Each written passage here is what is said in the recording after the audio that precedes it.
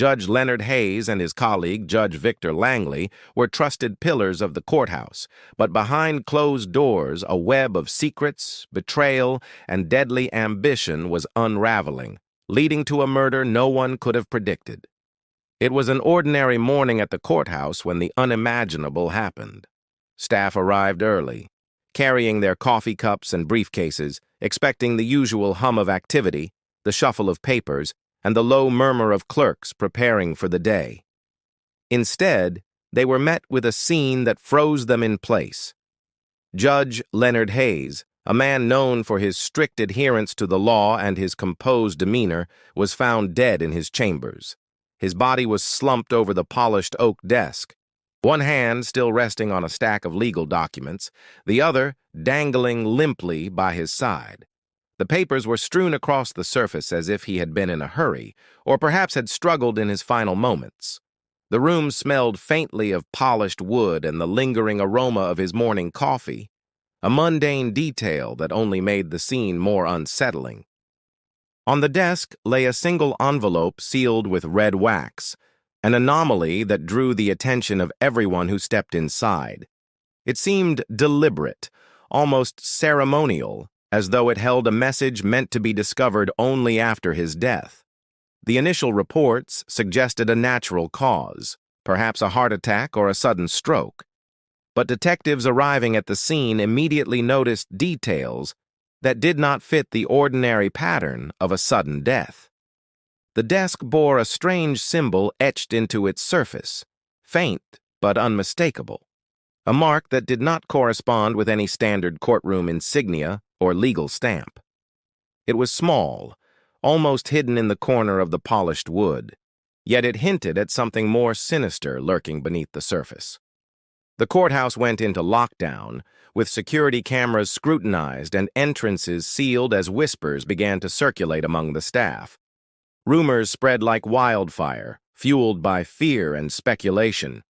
The respected judge, the man who had spent decades maintaining the courtroom's reputation and meting out justice with precision, had been rumored to be embroiled in a scandal. Now his death transformed those whispers into urgent questions, and the courthouse became a maze of suspicion and unease. Detectives moved methodically through the chambers, noting the small anomalies that might have been overlooked by others.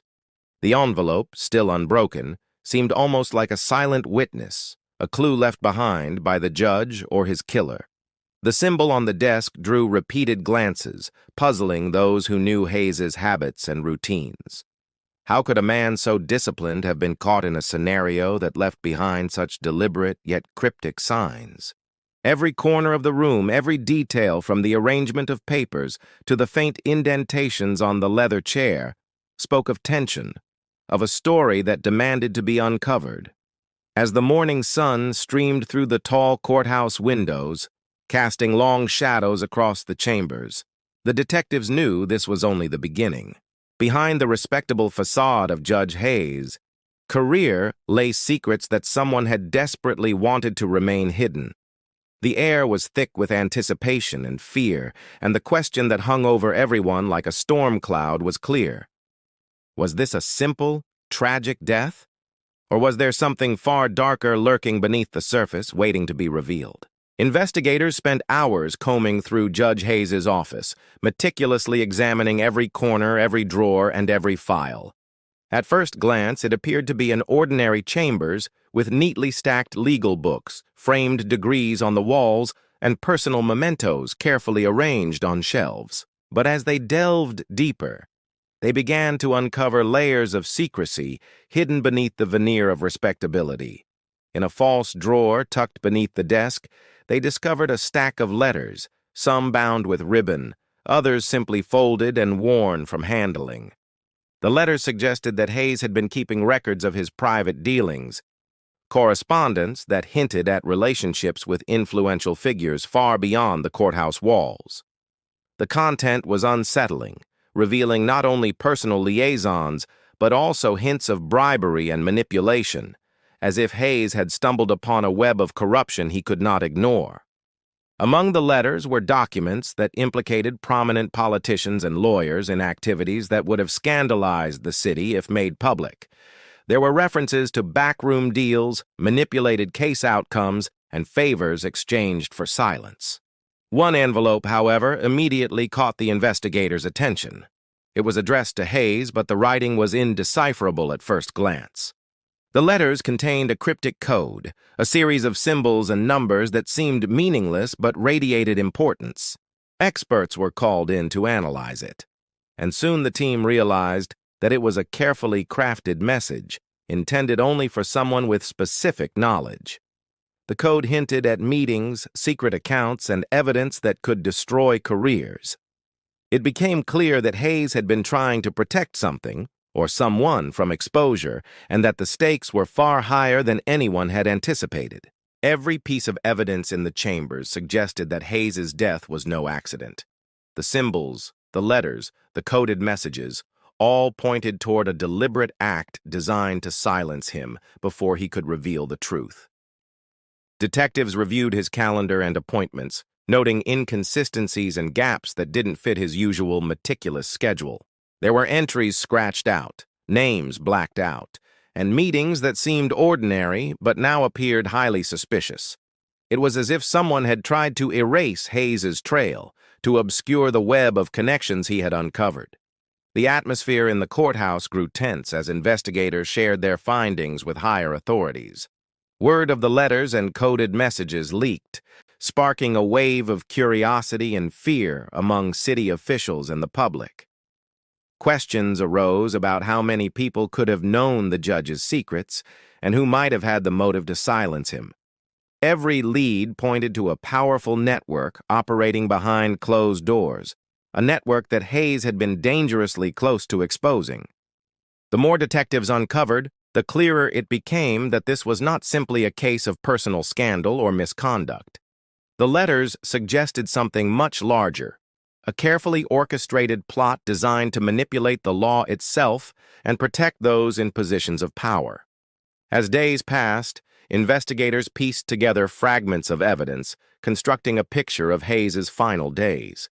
He had been aware of the threats against him, cautious yet determined, leaving clues in the letters and the coded messages as if anticipating that he might not survive. The realization struck the team hard.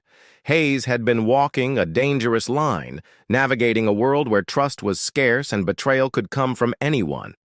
Every document in his office became a potential key to solving the mystery, and every detail seemed to whisper a single warning. Someone wanted the truth buried, no matter the cost. For weeks, the investigation seemed to stall. The letters, coded messages, and hidden documents provided tantalizing clues, but no solid leads pointed directly to the killer. Detectives worked tirelessly, reviewing security footage, interviewing courthouse staff, and tracing Hayes's recent interactions, yet the trail remained frustratingly cold. It was as if the death had been carefully planned, every move executed to avoid detection. The courthouse, once a place of order and routine, now felt like a trap, its halls echoing with tension and unspoken suspicion. Everyone who passed through seemed a potential suspect, every shadow and whispered conversation carrying hidden meaning. Then, a breakthrough arrived from an unlikely source. The courthouse janitor, a quiet man who had worked there for decades, recalled something strange he had seen in the days leading up to Hayes's death. A visitor had entered the building late at night, long after regular hours, wearing a mask that concealed their face. The figure had lingered near the chambers, moving with deliberate caution, and had disappeared without leaving a trace. The janitor had assumed it was someone conducting maintenance, but in light of the murder, his memory gained new weight. Investigators immediately reviewed footage from every camera in the building, though frustratingly, the masked figure had managed to avoid being captured clearly. The footage, grainy and incomplete, was enough to suggest premeditation, a calculated intrusion rather than a random act of violence. The most surprising discovery came when a small USB drive was found hidden beneath the judge's desk, tucked into a seam of the wood where it would go unnoticed. Whoever had placed it there had known exactly what they were doing. When investigators accessed the drive, they discovered a collection of videos that chronicled Hayes' interactions over the past several months. Some of the footage showed him meeting with officials in private, reviewing documents and taking careful notes. But one video stood out above the rest. It depicted someone manipulating evidence in cases that Hayes had ruled on, tampering with files and making subtle alterations that only a trained eye would notice. The footage was shocking, not only revealing corruption in the courthouse, but also showing that Hayes had been dangerously close to exposing the truth. The investigators realized that Hayes' death was far from random. Someone had acted to prevent him from revealing what they had been doing. The careful planning, the masked intruder, and the hidden USB all pointed to a calculated attempt to silence the judge. The more they examined the evidence, the more it became clear that Hayes had been operating within a web of deceit that extended far beyond the courthouse walls. The videos on the USB offered glimpses of meetings with individuals who wielded power in the city, people who had the means and motive to orchestrate a murder without leaving obvious traces. As the detectives pieced together the timeline, it became apparent that Hayes had been aware of the danger he faced. The placement of the USB, the coded messages, and the careful records suggested a man who knew he was walking on the edge of a knife. The masked visitor, the shadowy figures in the videos, and the manipulated evidence all painted a picture of a carefully controlled conspiracy, one in which every move was calculated to ensure silence. Each revelation deepened the mystery, raising the stakes and heightening the sense of danger that hung over the courthouse. In the shadows of the investigation, it was clear that Hayes had been fighting alone against forces far larger and more ruthless than anyone had imagined. Just when the investigation seemed to be reaching a dead end, a retired clerk came forward with information that would shatter assumptions and change the course of the case. She had worked under Judge Hayes for decades, quietly observing the inner workings of the courthouse, noticing patterns that others overlooked. Her testimony revealed a layer of the story no one had considered. Hayes had been gathering evidence against someone within his own circle, a fellow judge whose reputation for charm, philanthropy, and integrity masked a far darker reality. The revelation was staggering. This was not the work of a random killer or a minor scandal. This was a deliberate act of betrayal, executed by someone trusted implicitly by colleagues, lawyers, and the public. Investigators began re-examining the details of Hayes' final days with this new perspective. The cryptic letters and coded messages, the hidden USB drive, and the strange symbol etched into his desk all suddenly took on new meaning. They were not just breadcrumbs pointing toward corruption in general. They were a map of Hayes' last efforts to expose a specific threat. The letters, previously thought to implicate politicians and lawyers in broad schemes, now appeared to contain subtle warnings and veiled references to the judge within his circle. Every detail, every anomaly in his schedule became significant. Hayes had been aware of the danger he faced from someone who knew him well, someone who could predict his moves and anticipate his investigation. The more detectives uncovered, the more the motive crystallized. The fellow judge had everything to lose if Hayes' investigation became public. His career, reputation, and influence were at stake, and Hayes' methodical collection of evidence posed an existential threat. The murder, therefore, was not only an attempt to silence Hayes, but also a meticulously orchestrated effort to maintain a flawless public image. Every misdirection, every cryptic clue left behind, was part of a calculated game designed to divert suspicion and confuse investigators. The sophistication of the crime shocked even the most experienced detectives. It became clear that they were dealing with someone who understood the law intimately and knew how to exploit it to their advantage. As the investigation progressed, subtle inconsistencies in the fellow judge's public appearances and private behavior began to emerge. Small slips, overlooked by most, were highlighted by the retrospective scrutiny of Hayes' documents and recordings. The once respected figure, who had appeared untouchable, now revealed cracks in his carefully maintained facade. Surveillance footage, financial records, and the hidden letters all pointed toward a carefully concealed motive. The fellow judge had orchestrated the murder to protect his position, confident that the outward appearance of decency would shield him from suspicion. The revelation sent shockwaves through the courthouse and the city.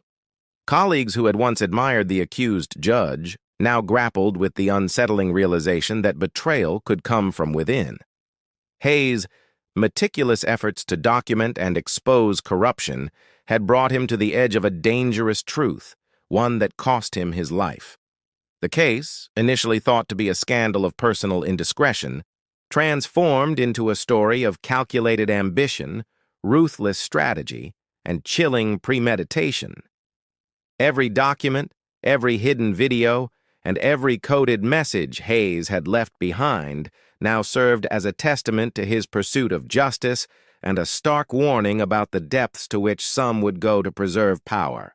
The final pieces of the puzzle fell into place when investigators discovered a hidden safe behind a painting in Judge Hayes' chambers, an unlikely spot that had gone unnoticed for years.